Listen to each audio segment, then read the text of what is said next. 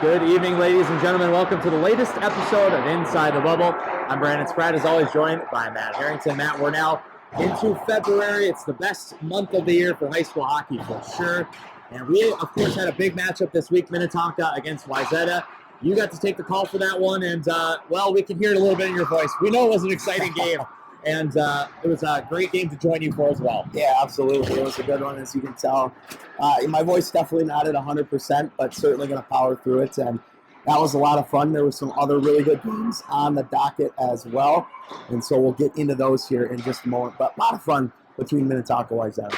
And obviously the last week of the girls' regular season as well, last full week that is. Without further ado, let's roll some of those highlights, including Tonka and Yetta. We'll start with the boys this week and then wrap up with the girls' final week of the regular season. All right, here we go with the boys' highlights. We'll start you out at the St. Croix Valley Rec Center. A couple teams just outside the Care 11 top 11, Rogers and Stillwater. It'd be the Royals who strike first here in the first period. They get that all-important first goal from Nolan Curtis, who makes it 1-0. And check out the finish here. Nicely done by Keaton Weiss to make it a 2-0 game in favor of Rogers. Stillwater, though, certainly would not go away in this one as they have an offensive zone opportunity developing. Oh, look at the passing. Tic-tac-toe. Beautiful there from Trey Fredenberg, and that makes it 2-1. Rogers, though, late in the period, right as the horn is about to sound, a couple of big saves made here. Nicely done by the Rogers goaltender, Aiden Dietrich, who's been a stud all year long. And then here, this is where you're going to see a big chance for Rogers, and they cash in. That comes in the final minute of the period. Keaton Weiss with his second of the game. That would make it 3-1. Rogers goes on to add another. They win this one 4-1 over the Stillwater Ponies, their first loss in quite some time. The Brainerd Warriors and the Deluth Denfeld Hunters here from Essentia Heritage Arena picked this one up early second period as Deluth Denfeld, a good feed there to the slot. Braden Erickson from Nolan Harju makes it 1-0 in favor of the Hunters. Take you now late third period now. Brainerd is on the power play looking for that tying goal. Nice little chip ahead, and the finish here from Martin Timmons ties this game at 1 with under 4 minutes to go. However, just about 30 seconds later, look at the steal there through the middle. Nice move to the outside. Corey Backstrom, a fine finish there. And Deluth Denfeld will go up 2-1. Game wasn't tied for long. Hunters come on top 2-1 and snap a 5-game losing streak. Big one in the Metro West Conference. Orono and Benilde St. Margarets, as the Red Knights are going to take care of business here on home ice. Bounce in front here, and the Red Knights will strike first. Junior Podine, my favorite name in the state, with a power play goal for the Red Knights to make it 1-0 as they will go across here. Still in the first period, looking for more, and this one sneaks through in the final seconds. That's A.J. Ulrich with the even strength tally. Benilde St. Margaret's takes a 2-0 lead. Early now into the second period, fan shot here. It was still loose. It ended up going into the back of the net anyway. Weston Quirk, another great name for the Red Knights, makes it 3-0. Orono, though, would find their stride a little bit here in the second period. Save made initially, but the rebound put home by Easton Sankey makes it a 3-1 game in favor of Benilde St. Margaret's. The Red Knights, though, would quickly answer here as they would get a great look in front. Rebound is put home. Caleb Koski, of course, he'll be going to play Division I baseball at Indiana.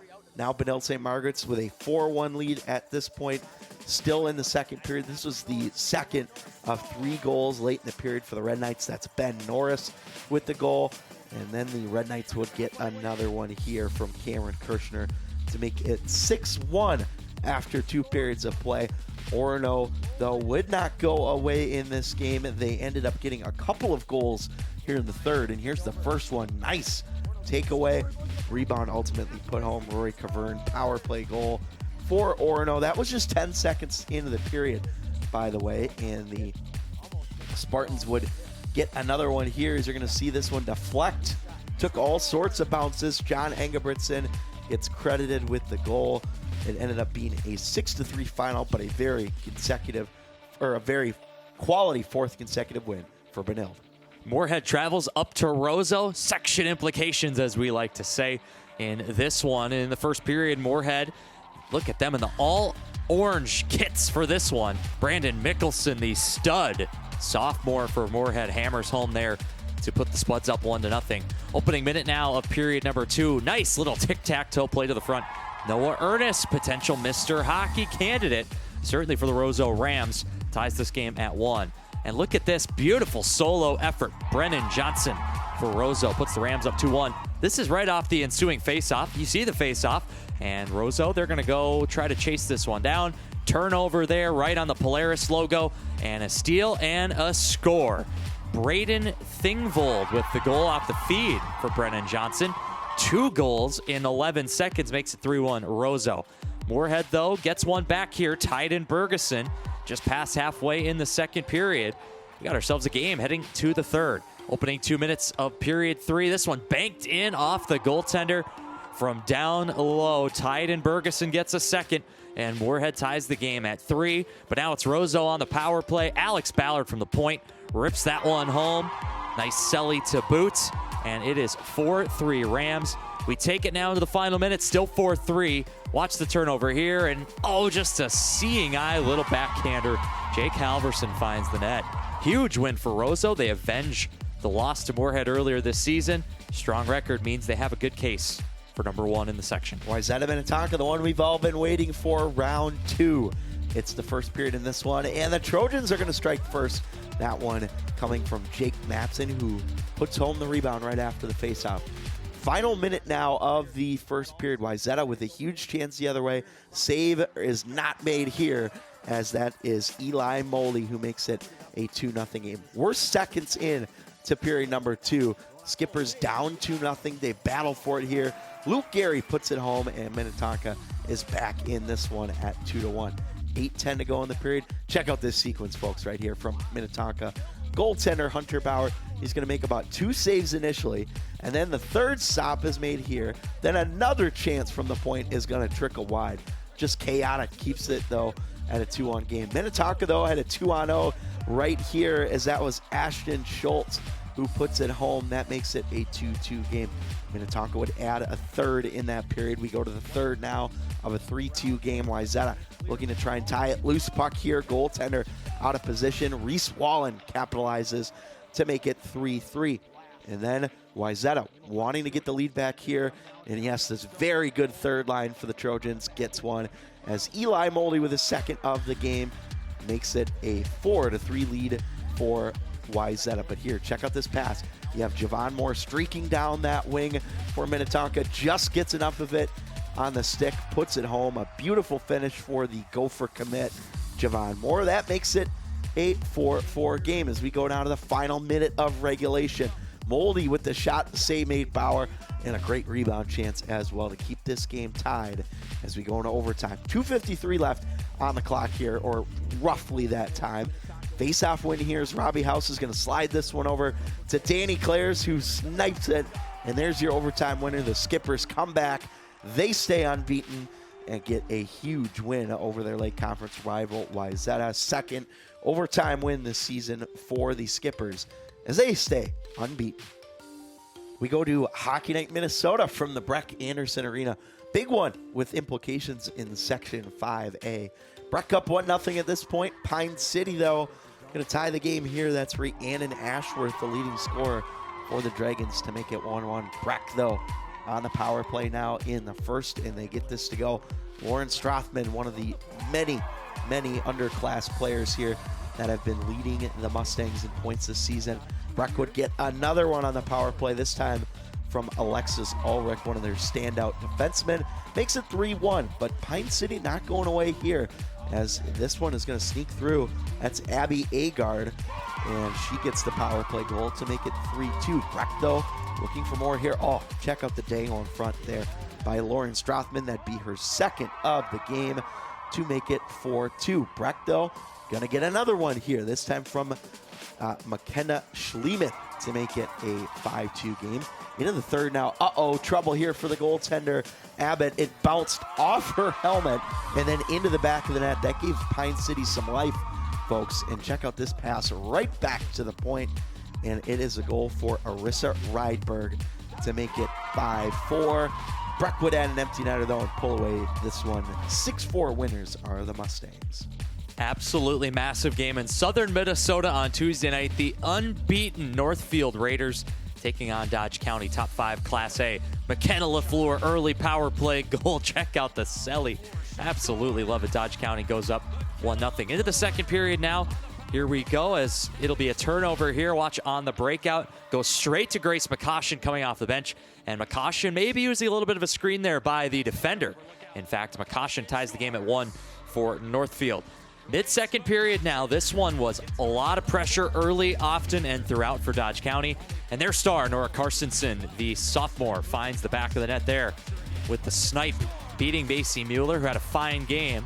Take this one now late second period. Looks like Northfield's got this covered. However, a steal, LaFleur, and there's the glove from Mueller, keeping this at a 1-goal game deep into the second frame. Another power play here for Dodge County. Look at the clean win. They'll trade places up high, and Abby Simons, their big defender, rips the shot. It's loose, and who's going to find it but Molly Cook, one of their captains on the power play. Northfield came into this game, Matt, with the top power play in the state. Dodge County was the team that scored twice with the advantage. And they're going to score here to go up 3. Carstensen had a second goal of the night to make it 4-1. And Dodge County was cruising for a bit, but Ayla Puppy, 23-game goal-scoring streak. She had scored in every game throughout the season, and she would keep that streak alive late on in this one. Puppy gets the goal. That was her 58th of the season, as she's now since gone over 100 points on the year to lead the state. But the final moments, here we go. Dodge County gets its signature win this season. They knock off previously unbeaten Northfield, who suffers its first loss in nearly a full calendar year. Off we go to the Hermantown Hockey Arena, Brainerd Little Falls and Proctor Hermantown. Folks, this game is scoreless with under 30 seconds to go, and there's the goal from Izzy Fairchild. That's the winner, right? It has to be with so little time. Not so fast, my friend. Not so fast is right, Brandon. Here is the face-off. Now, I want you to watch how this play develops, as you're going to see the face-off win here from Proctor Hermantown. Looks like they're going to kill it in their own zone. Uh-oh, turnover out front, and they score. It's Christina Bailiff with a huge goal. That would be the tying goal. Nobody scored in overtime, but Erica Folden with 49 saves for Brainerd Little Falls. What an unbelievable finish. Hey, how about this one? Wright County Conference title game. Mound West Tonka Southwest Christian hosting Holy Family, and the Fire get on the board in the early minute. The first minute of period 2, Josie Lynn from Katia Sander on the rush makes it 1-0.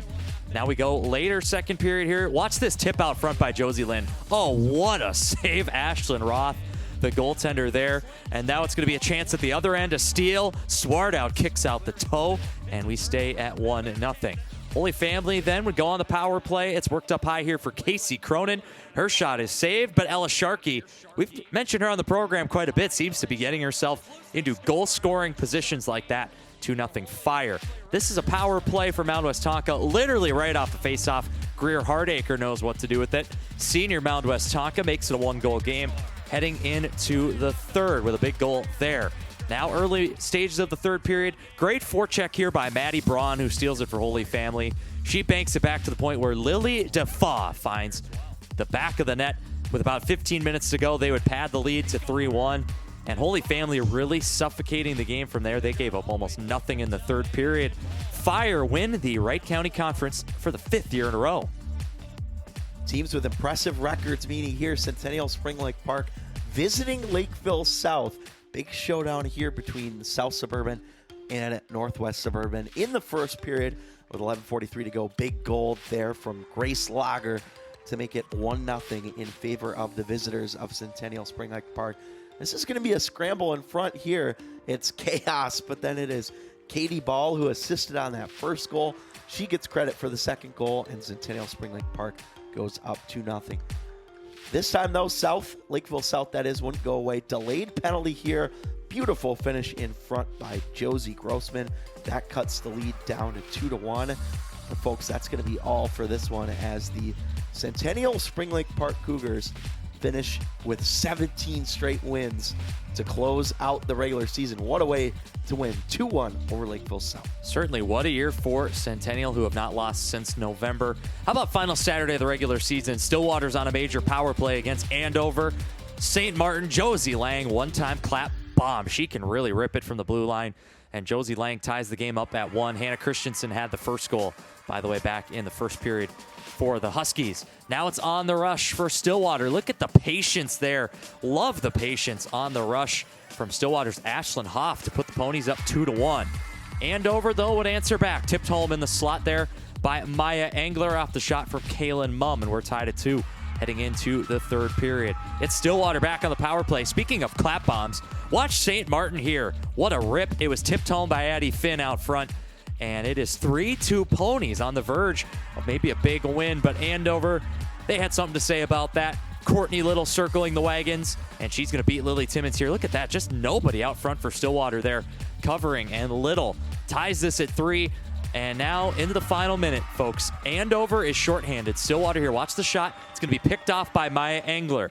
And Engler's going to go whoop. Engler's going to go whoop again. Maya Engler, shorthanded, is going to win it with 7 seconds to go. Second of the game for the Huskies. Engler, what a heartbreaker for Stillwater there. They have one of the best power plays in the state. They thought they maybe had a chance to win it. Instead, it's Andover going the other way with the win.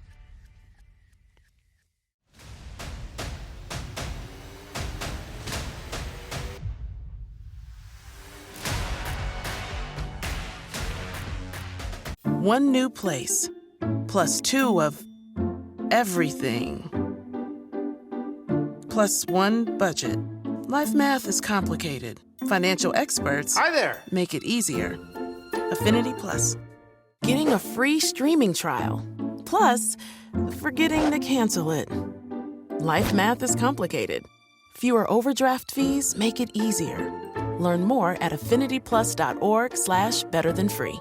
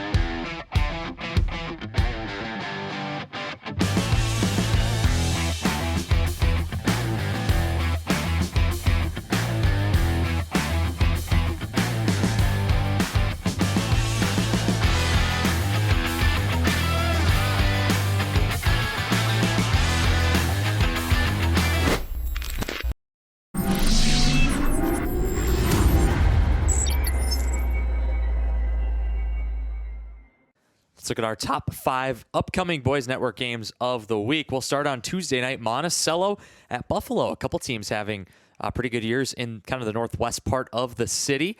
How about Centennial at Elk River? Big week for Centennial coming up. Elk River just got a big upset win over Andover. So Centennial, Elk River. Hermantown makes the trip down to take on Benilde St. Margarets on Friday nights. And then Saturday, Matt, it is a big slate on Saturday. Rivalries all day. Hill-Murray at STA, Eda Prairie at Yetta. Somehow I missed Edina at Minnetonka. I don't know how that happened, but Edina at Minnetonka is happening on Saturday as well, around the same time as the other two. Yeah, that's right, Brandon. I'm wondering how you missed that as well. But regardless, number 1 and number 2 will go at it. Eden Prairie Yetta also going on at the same time. Of course, those two teams tied earlier this year, so you never know what can happen. Of course, the Children's will have home ice advantage in that one. But again, you talked about Monticello and Buffalo. The Moose of Monticello only with 2 losses this year, and Buffalo's a pesky team to watch in Section 8AA as well. So those are all going to be intriguing matchups, and looking forward to, of course, Edina Minnetonka as well on Saturday. I, of course, though, will be at Eden Prairie Yetta doing that one. All right, and then transitioning, while the boys are having a nice week, we'll be into the girls section playoffs as well. And Matt, we want to highlight some of our upcoming network section finals. We'll have other games out of these sections as well, but want to get you looking forward to the section finals that we have coming up, and some big ones at that. How about Valentine's Day? We have 3 section finals. Section 5A, of course, that featuring Orono, Mound West Tonka, and others in that section. That's on the 14th, along with 3AA and 8AA. Also that night. And then on Friday night, it's 3 more as well. We couldn't fit them all on the graphic. We have so many good section finals, but we'll have section finals that night at Roseville, at Parade, and at Braham. And Matt, I thought we'd just kind of run through each of these sections a bit. We'll start with 5A. What is maybe a game or two in that section you're looking forward to? Well, we've got a potential for a semifinal matchup between Mound West Tonka / Southwest Christian against Breck. Those 2 teams played in the regular season at Breck, and the Whitehawks of Mound West Tonka winning that one. So assuming Breck takes care of business in the quarterfinals, that sets up a really compelling round 2 game. And then I'm also looking at Pine City and Delano Rockford facing off in the quarterfinals. And those 2 teams played a couple of times in the regular season, and I believe Delano Rockford won both of them very close games. Hard to beat a team 3 times, as we know. So I'm keeping an eye on the Dragons. I was very impressed with their performance against Breck, even though they ended up losing. So I don't know. Orono is the 1 seed, but it would not surprise me if some of these other teams won the section even. So we'll see. And then we look at 3AA that has Lakeville North in it this year after they made the state tournament of 1AA a year ago. I'm very much looking forward to that 3-6 matchup. Apple Valley will host Eastview, and that is a battle of rank rivals. Their high school is just a few miles apart. That is sure to be intense. The 4-5 matchup in Section 8AA is going to be very good, as well as Alexandria will host Bemidji. And then we move into some of our bigger section finals. I mean, they're all big, of course, but Matt, Section 5AA, we've been looking at this section for a few weeks, just how deep it is this year. I mean, Roseville Montemedi, we haven't seen the bracket yet, but they've won 11 games in a row, and they might not even be a top 2 or 3 seed. What can we look forward to in Section 5AA? Well, you mentioned the final, or rather, Roseville Montemedi in Section 5AA. The important thing to note is all the games in that section are at the Roseville Ice Arena.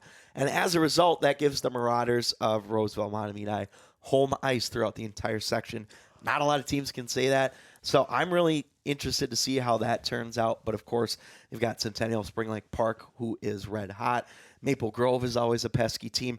And of course, you can't forget about the Bluebirds of Champlain Park, Coon Rapids, who had a really good season as well.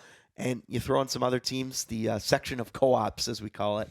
Almost everybody's a co-op in that section. So we'll see. But there are a lot of compelling games, even in the quarterfinals for that as well. Yes, there is. And then, of course, also on that last Friday section final on the 16th of February from Parade Ice Garden, we think it's going to be Edina and Benilde St. Margarets yet again. But, of course, other teams, you still got to win the games and see what other teams will have to say about it. Yetta may get another crack at Edina, its Lake Conference rival, in that one. Yeah, and, I think you said it pretty well. We think it's going to be Edina, Benilde St. Margarets. I would be very surprised if it wasn't. But, again, we got to play the games. Nobody's for sure locked into any section final or anything like that yet. But we'll see. Of course, Benilde St. Margaret's beat Edina earlier this year. They're going to be wanting to get revenge, are the Hornets, and get back to the state tournament for, the 8th or 9th consecutive year. Regardless, it's a pretty impressive feat. We'll see if the Hornets can pull it off. Hornets are looking to go double digits this year, make it a 10-year-in-a-row streak to the X. The last team out of 6AA to make it to the X was Kelly Panic's Benilde St. Margaret's Red Knights, their senior year back in 2014. This may feel a bit out of order, but we'll go Hockey Night of Minnesota games of the week now. And guess what, Matt? We still have a girls' regular season game to go as it takes place at the St. Louis Park Rec Center between those aforementioned Red Knights. They will host the Hill Murray Pioneers on the final night of the regular season in girls' high school hockey Tuesday night, February. That would be the 6th.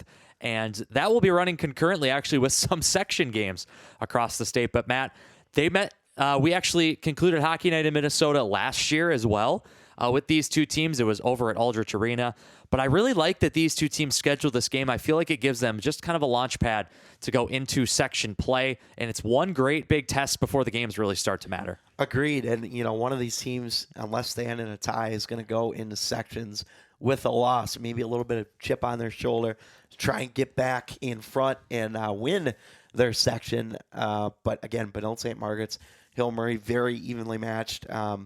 But I do think that's a potential state tournament game as well, depending on how things shake out, if they both take care of business. But as we know, both those sections pretty good, and we'll see what happens. And then in the penultimate Hockey Night in Minnesota game on the boys' side, we have Roso will be traveling to Duluth to take on the Duluth East Greyhounds at the Essentia Heritage Sports Center. Matt, that is a great building. Absolutely love that building. You got two great teams, great histories with those two programs out of northern Minnesota. Roso and Duluth East should be a good one on Friday night. Yeah, really looking forward to that one. Of course, we get to see Noah Ernest of the Roso Rams, who, as you mentioned earlier in the show, looking like he will almost certainly be a finalist for Mr. Hockey. And, of course, Duluth East has been playing a little bit better lately as well. This is not a sectional game, but, of course, two northern AA teams, always fun when they meet. All right, off we go to the Care 11 Top 11 for boys AAs, where we will start. Of course, Minnetonka is still unbeaten, the only team, boys or girls, to have that big goose egg in the loss column. Edina at number 2, Yetta does not fall despite the loss, of course, to a very good Minnetonka team. Chanhassen quietly rolling lately. They have not lost a game in quite some time, are 17-4. Shakopee 17-3-1. Maple Grove and Centennial and Rosemont all moving up a little bit this week. Andover falls out. They lost to a Grand Rapids team that has been playing really good hockey lately, and they debut at number 10 with EP hanging around at number 11 as well, Brandon. Yeah, great to see Grand Rapids in there at number 10, and it's really been a quick ascent for this team in the second half of the year. They played a really, really tough schedule, hanging around 500, but the last two weekends, you said it. I mean, you're talking about they beat St. Thomas, Maple Grove, and now have beaten Andover as well, which has section implications. They also beat Eden Prairie earlier in the season, so they bump up to 10. But other than that, not a lot of movement in the top 11 this week. Just Grand Rapids in, Andover out. Maple Grove Centennial will play again this week, 7v8, and that is also a very big game for section seeding. Speaking of not a lot of movement, that is what we have in the boys' Class A rankings as well. As you see there on your screen, the top 8 teams are all going to stay the same. Pretty much everybody taking care of business. And I believe there should be Hibbing Chisholm there at number 9, 16-7. La Crescent Hoka continues to steamroll to 20-1. And we welcome back the Proctor Rails at 16-6. Yeah, the Rails got back on track this week, I guess you could say. Yeah, like you said, not a lot of movement here. I know we're looking forward to a Northfield Delano meeting coming up in a couple weeks. There are a couple more inner meetings of these top 11 teams. Monticello actually stood a chance to maybe bump itself up even a little bit further, but had a tie earlier this week. Hibbing Chisholm was idle. They will not play again until next Saturday, so they are staying at number 9. Now we'll move over to the girls with our final rankings of the season. Indeed, they are our final rankings. AA will start first, and there is quite a bit of shifting here, of course, with the Northfield loss, as you saw, to Dodge County. Minnetonka goes back to the number 1 position. Hill Murray has been very solid lately. They go to 2. Of all the chaos, Centennial Spring Lake Park will stay at 3, Andover up to 4. Benilde St. Margaret's also moves up. Morehead is up to number 8. And, of course, we had the Battle of Lakeville last week with North winning. They stay ahead of South. And Roseville Mahtomedi will stay at that number 11 spot. Yeah, there was quite a bit of shuffling for the final week, and that's because there were some inner battles. There were some losses picked up. But overall, you just look at the numbers and stuff. That top 3, Minnetonka, Hill Murray, Centennial, very strong records and overall resumes. Andover, Northfield doesn't fall too far. They still have the head-to-head over BSM to stay ahead of them. BSM beating Edina, same thing. Morehead, Lakeville North, just behind Edina. I think it's really close with a lot of these teams, as we've honestly said all season. Lakeville South had not lost for a very long time, and then they dropped 2 this week, but again, against very good competition. They fall just short of a 20-win regular season. And Roseville Matamidi, how about it? 11 wins in a row. They go from 6-8, Matt, to 17-8 to end the year very strongly. And I mean, as hot as anybody in the state rolling into section playoffs. We'll take a look now at Class A. Yeah, it's been a very impressive team indeed. And Roseville Matamidi will go to Class A, like Brandon said. And again, not a whole lot of movement, especially that top 8 that stays the same.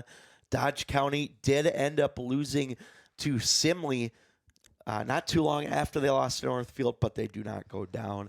Crookston up to number 9. South St. Paul is 10. And for the first time this season, we welcome the Moose Lake area Rebels, who have picked up a couple of quality wins the past week, Brandon.